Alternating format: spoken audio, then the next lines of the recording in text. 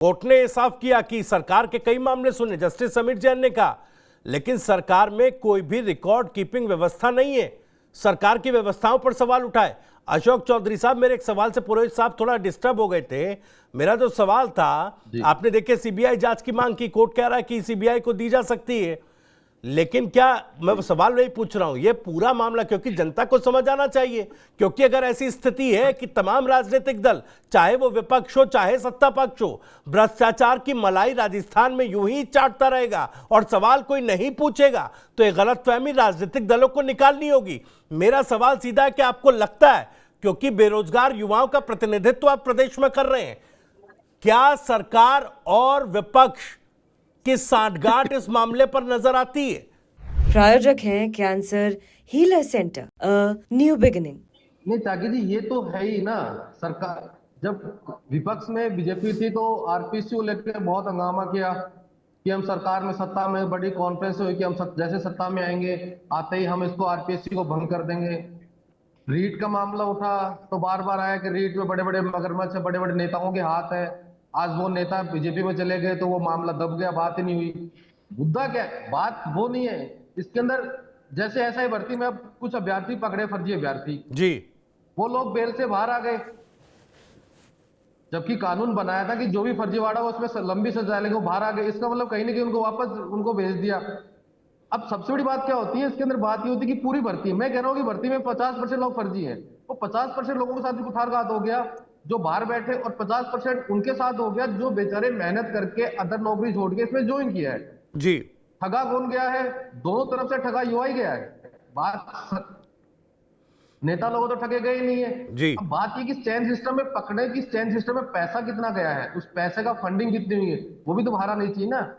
CBI होनी चाहिए, CBI की जांच, जिसमें ईडी की भी एंट्री करवा देनी चाहिए, तो बड़ा और भी बड़ा घोटाला निकलेगा। बात ये नहीं है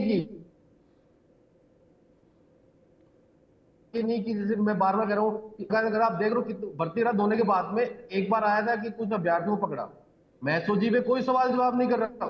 एसओजी बहुत अच्छा काम कर रही है, एसओजी ने बहुत फर्जी पकड़े हैं और एसओजी आज भी अच्छा काम कर रही है। जी, हमारे जो वीके सिंह जी है बहुत अच्छा काम कर रहे हैं, उनको जैसे फ्री हैंड मिला, जितना फ्री हैंड मिलता है वो उससे बेस्ट काम कर रहे हैं। लेकिन सर मुद्दा ये है कि राजनीतिक जो जो नियुक्तियां होती है, जो राजनीतिक जो शरण होती है ना, वो राजनीतिक शरण जब तक खत्म नहीं होगी।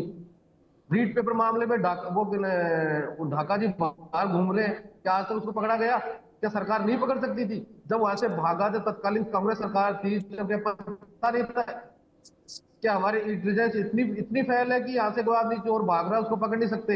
एक बस में पेपर बैठा के पूरी बस घूम रही है, 8-8 10 घंटे घूम रही है। तो कहीं ना कहीं ये मामला जो है ये राजनीतिक शरण का होता है। और मैं यही बात कर रहा हूँ कि अभी देखो आरपीएससी में जितनी भी नियुक्तियां होती हैं वो राजनीतिक नियुक्तियां होती हैं, चाहे वो सदस्य हो चाहे वो आरपीएससी चेयरमैन हो। जब तक इनको ये नियुक्तियां बंद नहीं होंगी जब तक ये मामला रुकेगा भी नहीं। ठीक है। यूपीएससी में सर, यूपीएससी है, क्या आपने कभी सुना यूपीएससी के बारे में? यूपीएससी उंगली उठती है। ये आरपीएससी वैसी क्या हो रहा है कि बार बार संस्थाओं पे उंगली उठती है, आरपीएससी कर क्या रही है? अब मैं जनरली बात करता हूँ, आज से पहले कर्मचारी चयन बोर्ड था, उसके अंदर भी आज से पहले नियुक्तियां हुई थी, वही राजनीतिक नियुक्तियां हुई। तत्कालीन में अभी जो मेजर जनरल आलोक राज जी हैं, जब से वो आए हैं रिकॉर्डेड उन्होंने करीबन 45 प्लस एफआईआर दर्ज करवाई है, 45 प्लस आज तक रिकॉर्ड हुआ है, किसी संस्था ने करवाई है। तो कहीं ना कहीं वो जो ये हमने सोचा कि आर्मी बैकग्राउंड से एक ईमानदार होते हैं फौजी आदमी, उनको लेके आए तो उन्होंने वो काम भी उसी स्तर से भी किया। तो ऐसे ही मैं कह रहा हूँ अच्छे आईएएस, अच्छे आईपीएस लोग हैं, अच्छे जज हैं, बहुत जुडिशली में अच्छे हैं, उन लोगों को नियुक्ति करनी चाहिए जिनका राजनीति से कोई लेना देना नहीं होता। और जब ये हो जाएंगी तो मैं आपको विश्वास दिलाता हूं कि पेपर लीक प्रकरण भी रुकेंगे, ठीक है सर, फर्जीवाड़े भी रुकेंगे। ठीक है सर। वरुण पुरोहित साहब, मैं आपके पास आ रहा हूं सर। कांग्रेस पार्टी, जैसा कि हाईकोर्ट कह रहा है कि सीबीआई या अन्य एजेंसी को जांच दी जा सकती है सभी पक्षों को सुनने के बाद, तो क्या कांग्रेस तैयार है सीबीआई जांच, इस पूरे मामले पर सीबीआई जांच के लिए कांग्रेस तैयार है क्या? और ये सवाल इसलिए पूछ रहा हूं मैं क्योंकि सचिन पायलट से लेकर तमाम नेता आपके भी आरपीएससी को भंग किए जाने की वकालत तो कर रहे हैं, लेकिन आज तक किसी ने इस मामले पर सीबीआई जांच की मांग नहीं उठाई। हाँ, बिल्कुल सही कह रहे हो। सचिन पायलट ने तो पदयात्रा भी करी थी, लेकिन हाई कोर्ट का जब ऑर्डर हो जाएगा सीबीआई जांच के लिए या किसी भी सेंट्रल एजेंसी के लिए, तो कोई कांग्रेस विरोध करे या पक्ष में, उसका कोई सवाल ही नहीं उठता। हाई कोर्ट का ऑर्डर होने के बाद जाएगी। और मैं तो कह रहा हूँ हाई कोर्ट को ऑर्डर दे देना चाहिए जस्टिस समीर जैन को, जल्दी जी। सुनवाई रोज के रोज करके। ऐसे प्रकरण जो है युवाओं के लिए, उनके भविष्य के, उनकी जो अभी आनंद भाई ने बताई, ऐसी मानसिकता बच्चे उससे दौर से गुजर रहे हैं, उनको पढ़ाई कर रहे हैं, नौकरियां मिल नहीं रही है, फिर एग्जाम देते हैं उसमें भर्ती लीक हो गई, ये हो गई। तो आप सोचो उनकी जो मानसिक स्थिति युवाओं की है, उनके पेरेंट्स की मानसिक स्थिति है, वो किस दौर से गुजर रहे हैं, उस पर किसी का ध्यान नहीं जा रहा। जब भी मैंने राजनीतिक व्यवस्था का प्रश्न उठाया, राजनीतिक जब तक जनप्रतिनिधियों में शुचिता नहीं आएगी, तो अपन डिस्कशन करते रहेंगे, ना तो नियुक्तियों में राजनीतिक हस्तक्षेप बंद करेंगे। अभी अधिकारियों, पुलिस अधिकारियों की बात आई, सारे ट्रांसफर जो डिजायर सिस्टम से होते हैं, विधायक और सांसद के हिसाब से होते हैं, तो वो अधिकारी स्वच्छंद रूप से कार्य नहीं कर सकता। उसको तो अब जिन्होंने ट्रांसफर कराया, पोस्टिंग कराई, इसका भी 2-3 साल पहले कई बार टीवी पे, चैनल पे डिस्कशंस हुए थे कि जो ट्रांसफर्स हो उसको मुक्त किया जाए राजनीतिक संरक्षण से। तो जब तक ऐसी चीजें नहीं होंगी, सुधार कौन करेगा? सुधार तो जनप्रतिनिधि करेंगे, पार्लियामेंट करे, विधानसभा करे।